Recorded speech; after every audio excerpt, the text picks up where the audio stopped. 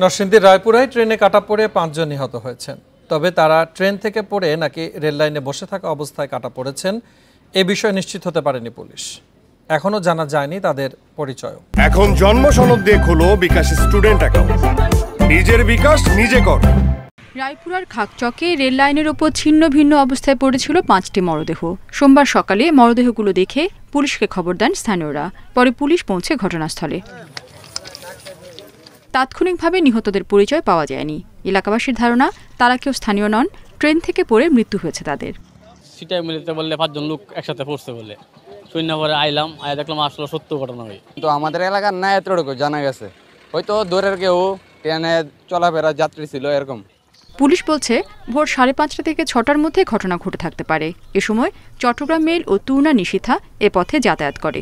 তবে তারা কিভাবে ট্রেনে কাটা পড়েছেন সে বিষয়ে নিশ্চিত হওয়া যায়নি।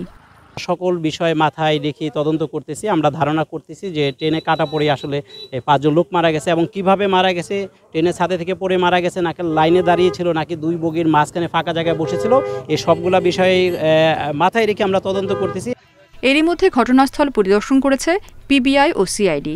নিহতদের পরিচয় শনাক্তে কাজ চলছে বলে জানিয়েছেন তারা। এদিকে রায়পুরা শ্রীরামপুরে রেললাইন পার হওয়ার সময় ট্রেনে কাটা পড়েছেন আরেক ব্যক্তি। Independent news.